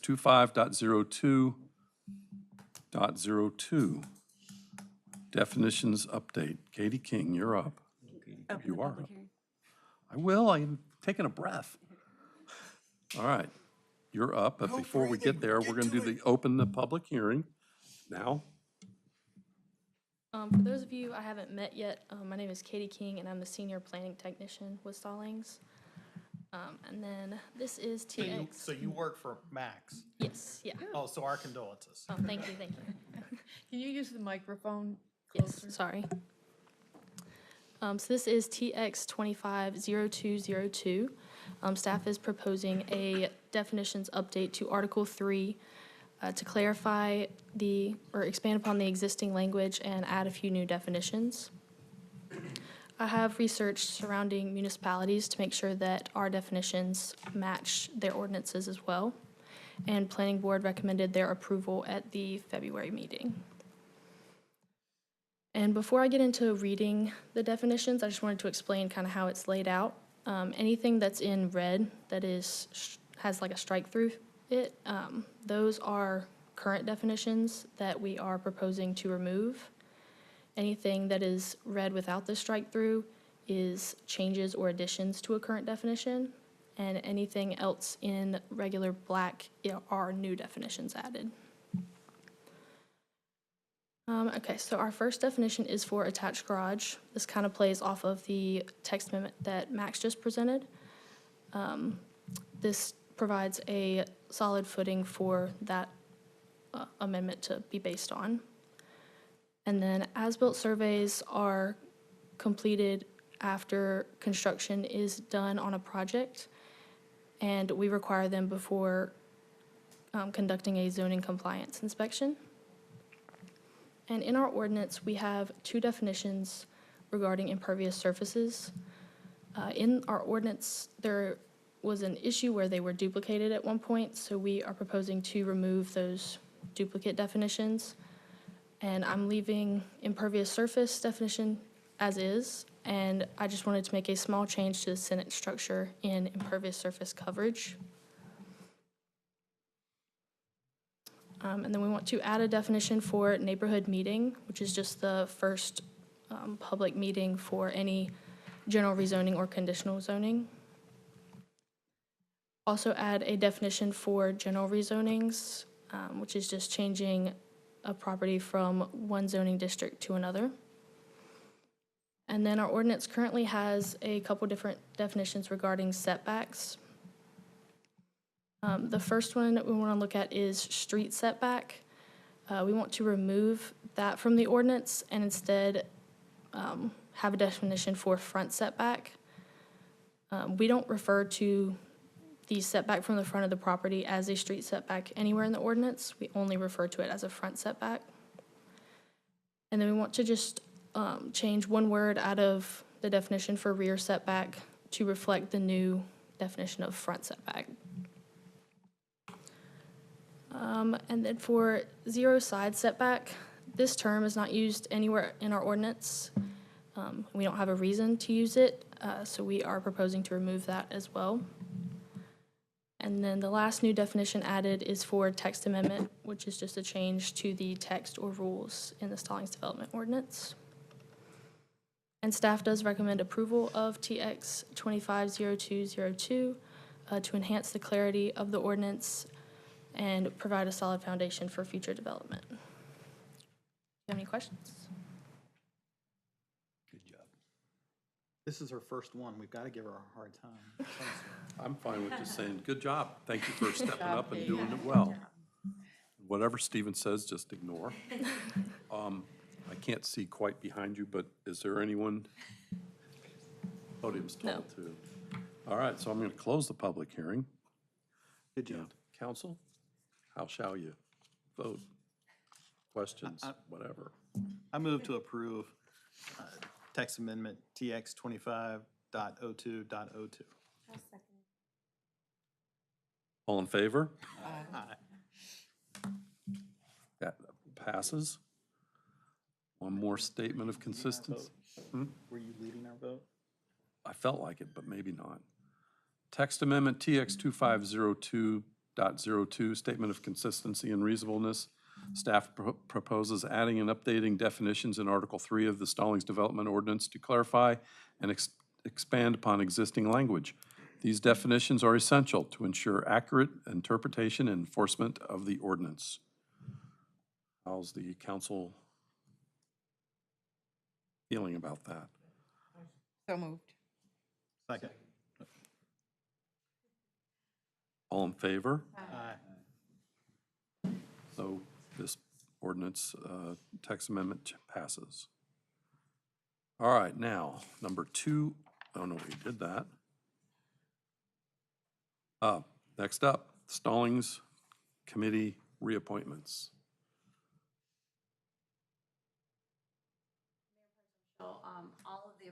All of the names you have listed here they reapplied for reappointment. They have been vetted and they have done background checks. If council so desires, you can do these in one motion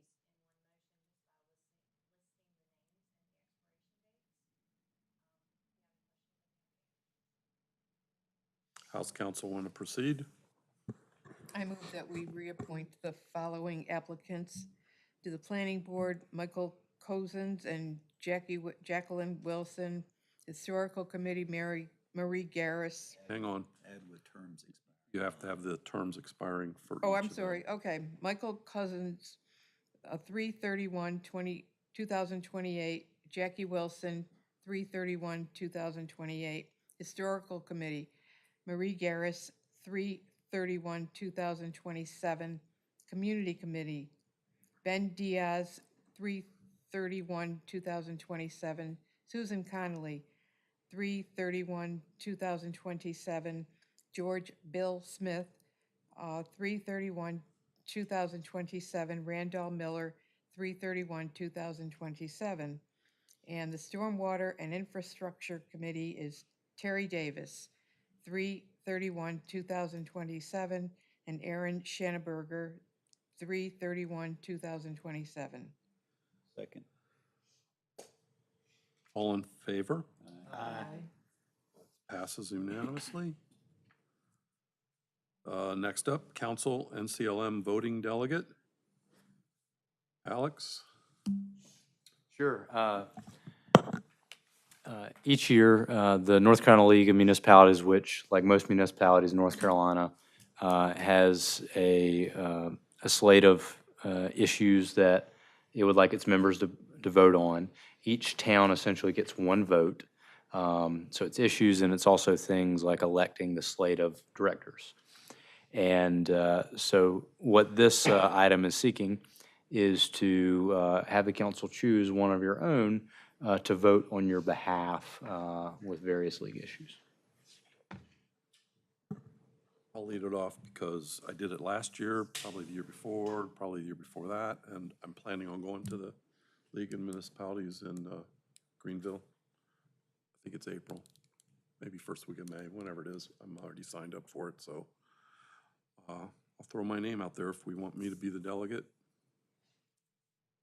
or somebody else wants to go. Yeah, I move that do we have to do a vote on this? I think we do. That we appoint David Shull as the delegate? I'll second. I'll lead you on this one.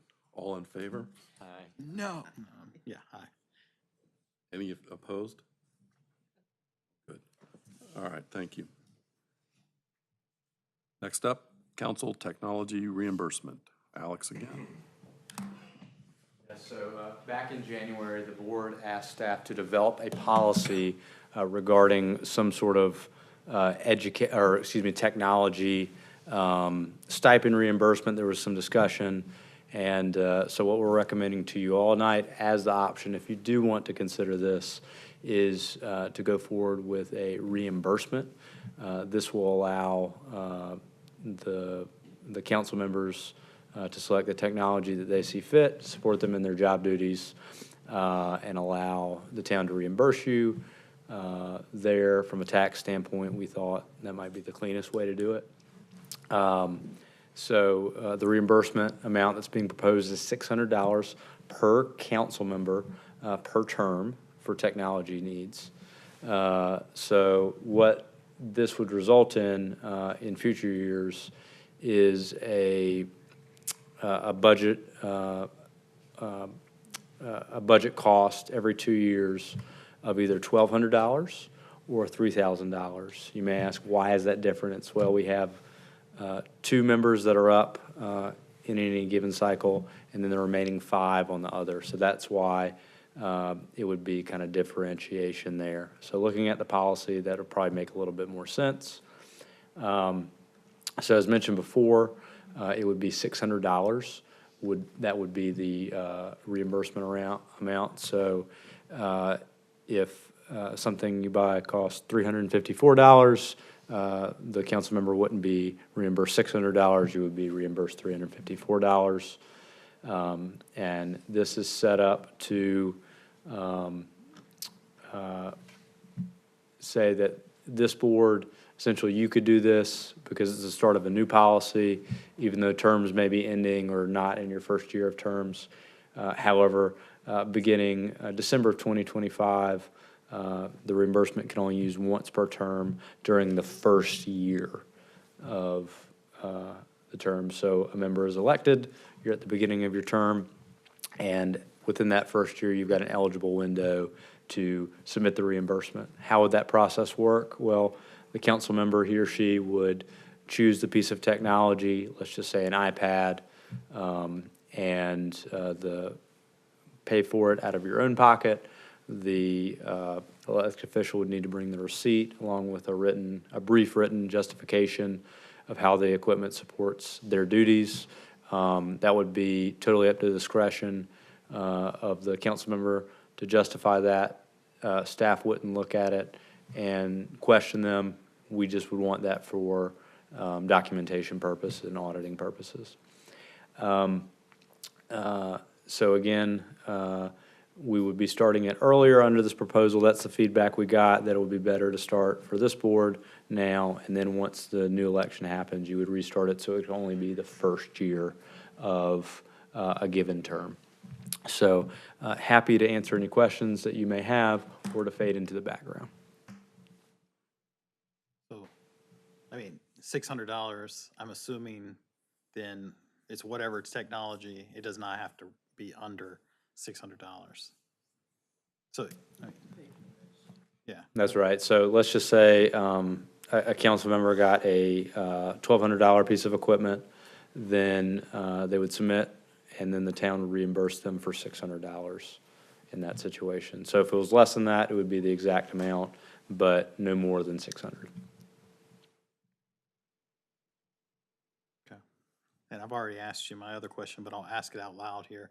But I mean, if we didn't use our own technology as council members, the other option would be you would have to print everything for us, which would cost way more than the like $13 a month that we, with all the documentation that we get through email and other channels. So, I have a couple of thoughts. Was there a question? I'm sorry. no, I mean, it was Was that just more of a statement? more of a statement because I'd asked the question before council started. Yeah. So I like the policy. I'd support it if it comes to a vote tonight, and I'd be happy to make the motion. I did some just sort of thinking and asking what the past policies have been. Alex shared with me that in the past, some council members received town-issued, or we had a policy in place, we no longer. I think only one of us has a town-issued device, and it's Mayor Pro Tem, Currently. who I think is in need of a replacement of that. So how would this, well, if this policy passes tonight, Mayor Pro Tem David, who needs an upgrade to his town-issued laptop, not laptop, iPad, would not be able to get an upgrade until he turns it in and waits till December of 2025. That's what I understand. That seems to be problematic. I talked to David about this in all transparency. Security updates, functionality is fairly obsolete. I'd be willing to make the motion to approve this with a caveat that David's $600 for his allowance goes into effect immediately to upgrade this or replace this. Now, I thought about the issue. David is one of those 5 up for reelection this year. So I don't love the idea that David might get $600 allowance today or tomorrow. Should he decide to run for election and lose, then we've paid $600 for a 9-month term. So I'd make also the motion if he does not decide to run again or loses an election. I complicated a very simple policy, but I did so only because I think the Mayor Pro Tem is using a laptop that's probably not the safest and secure for his work. Did I characterize that okay? Councilmember Richardson. You may, please. The intent of the policy, the way it is currently written, would allow anyone who is currently sitting to utilize the $600 immediately. Oh, I read it as different, okay. Beginning in December 25, it would have to be used at the beginning of. Oh, I misread the policy then, so Well, and maybe that needs to, we could clarify that a little bit better, but you can use it immediately now, but just going forward, that reimbursement would need to be made during the first year of each term. Okay, so it does set up the situation where if I decided to run for election and lose and have taken advantage of it, I've just perhaps benefited because I had a $600 allowance and I didn't fulfill the 4-year term. Okay, and I think the amount's somewhat trivial, so I'm okay with that eventuality. I don't plan to take advantage of it during the rest of my term, so. Hence the reason, just for clarification, the amended budget ordinance, that if you were to adopt the policy as written, the following budget ordinance that you have in your packet, that we would then ask you to adopt is for 4,200, which again is, that would cover 7 council members immediately. And that would take effect immediately. But again, moving forward,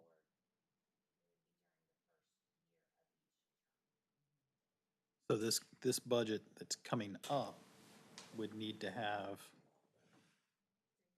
3,000 in it. And given the fact that council before this one, there might have been 2 or 3 units used. Oh, and I'm the only one, I thought there was a couple iPads. Oh, I'm going out after this and getting a Cray. What are you talking about? What's that? Like a very high-end, Well, it's- high-end, You can get whatever you high-end want, it's machine. not covered. Oh, yeah. I guess what I'm, while it says 4,200 is the budget ordinance, the likelihood of it being that high is kind of low. Regardless, it's, I think it's pretty good. It's in the ballpark for what a new iPad runs these days anyway, so it would be a good update to this thing that's 7 years old, 6 years old, and too small of a memory to be able to upgrade the OS on it. Anyhow, Like, if you get a new iPad today or April, I mean, the way it's written, it sounds like if you get elected again, in January, you could get another one. It doesn't say that you can't That is the way it's written, because it's I would not. per term. I would not. This has Right. lasted me just fine since 2019, I, so I understand I have no that, but plans to do that.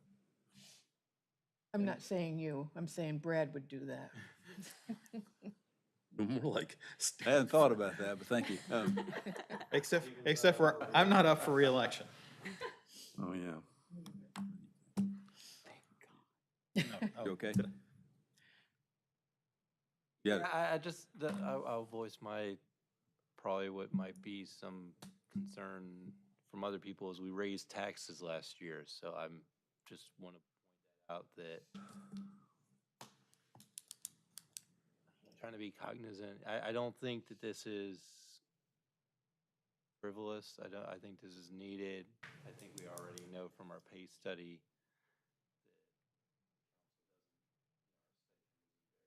that high. It's actually much lower than But This isn't like a toy. I know. It's a tool that I use every single meeting. I know. And I I'm not use it, so talking it's about like. you. I'm not singling one person All right, out. I get it. I'm But just I saying. since I'm the only one that uses it, I sort of feel like, whoa, wait a We're all minute. gonna use that. Well, I toy. mean, I use it all the time. I'll be frank with everybody. I mean, if every employee here, I think, gets their technology, I mean, it feels to me like if we did not use our own technology, I mean, it would be an archaic system that we would use. And it's a pretty minimal amount, as we've said. And if we didn't use it, the expectation would be is that it would be, you'd have to print it out and send it to us, right? So, I mean, Yes, sir. If a board member made that request, we would comply. right, which would be insane, right? I mean, so I think it's, Yeah, I'm gonna start doing that. So. Will, all right, go ahead. Didn't know that was an option. he said somewhere where he worked at, they actually drive it to your house. Yeah. They used to. Here, really? Yes, they did. Common practice, Some towns yeah. still do that. Really? I'll make a motion if you're ready, but I'm not uncomfortable with what Lori pointed out, that I could partake of it now and in November again if I ran and got reelected. So that doesn't feel right. Could you caveat the policy that those who take advantage of it immediately would be ineligible for their next term? That's totally up to I think that would be more reasonable to me. Does that seem okay? That's fine with me. Yeah, and I agree with you. I mean, we're W-2 and I get a W-2 from this body, which means I'm technically an employee. I don't get any technology. But, so I'll make that motion. Approve the policy. Go ahead. I think I would just, yeah, all right, never mind. I was gonna get complicated with the math because then you still have a Yeah. whole year. Do we just like prorate it down? No. But no. Okay, let's just Go yours. So $600, I approve the policy with the addition of a caveat that a council member, current sitting council member who uses his technology allowance in calendar year 2025 would be ineligible for his ensuing term, would he or she run again and be elected, something like that. That spirit? So moved. Okay. I mean, I'm he moved. made the motion. I'll second. All in favor? Aye. Aye. That's unanimous. Thank you. And then we need the, All right. Then, Mr. Mayor Pro Tem, we just need to approve this budget ordinance. Budget order. Statement of reasonable consistency for that last.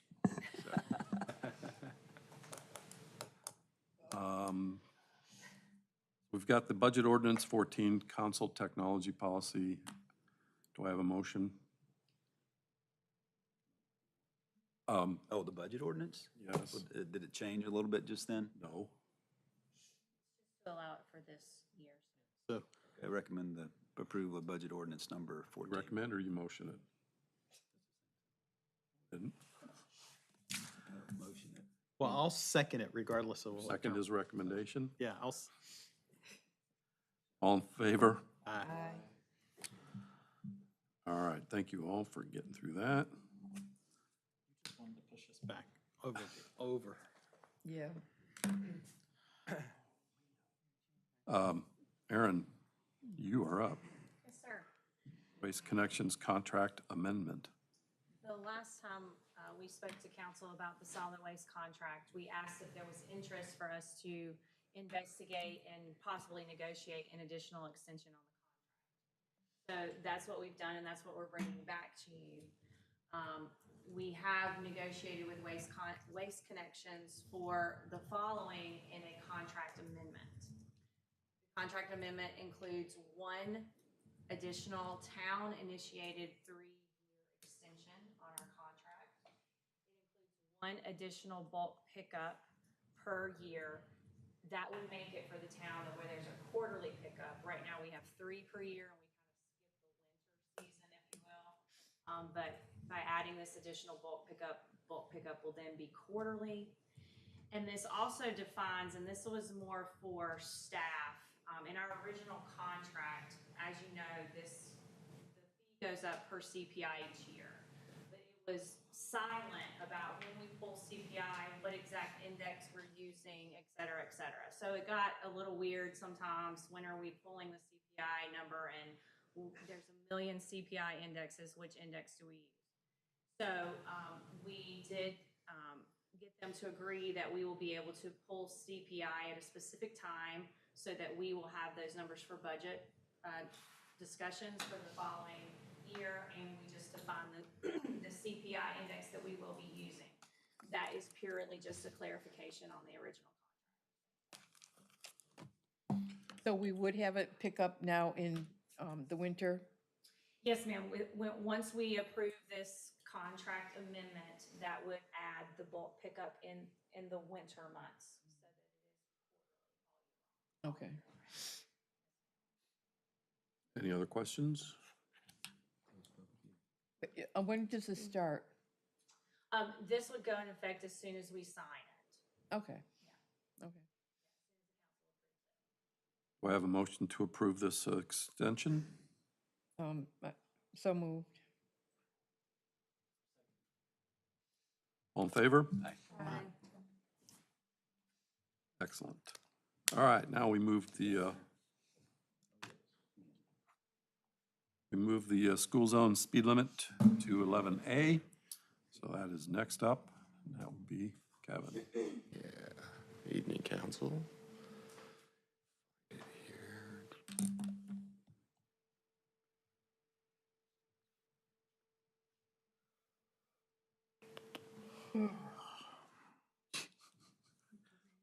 Do that into your microphone. Well, I'll be short and sweet. What, are you feeling any pressure or something? No. Simple agenda item is establishing a school zone in front of Stallings Elementary, aerial of the school there, kind of showing the property frontage on Stallings Elementary, which is how NCDOT bases where school zones are established essentially. This is the loading and unloading plan, so you can see up towards the north here. That's the main ingress point, and the egress point is closer towards the intersection there at Stevens Mill.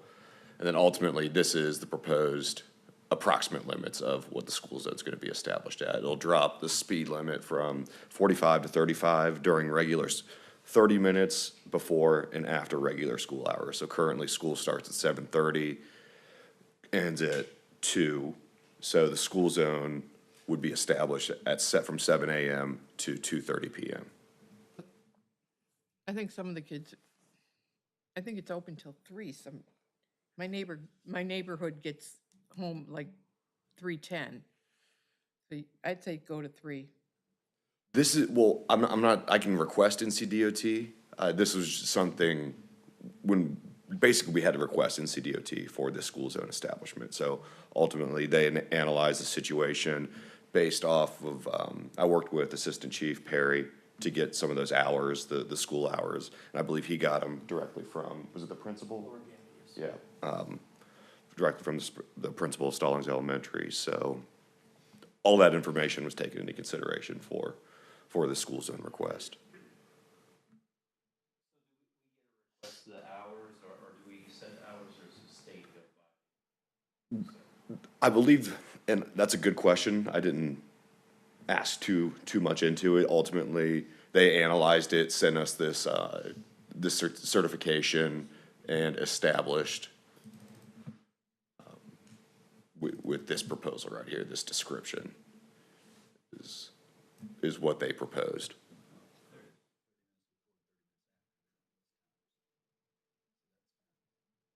So again, it would be 7 to 2:30, 7 a.m. to 2:30 p.m. So, I think,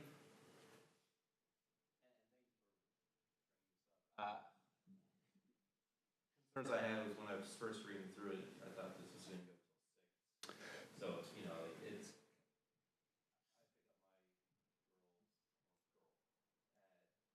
5 and it's dead zone over there. But I will say, drop off begins at 6:55. Packed up.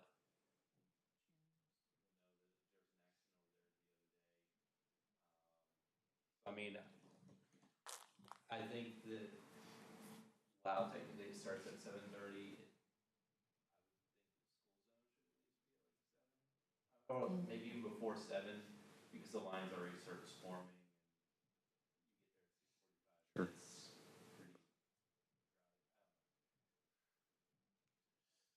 I'm good with it.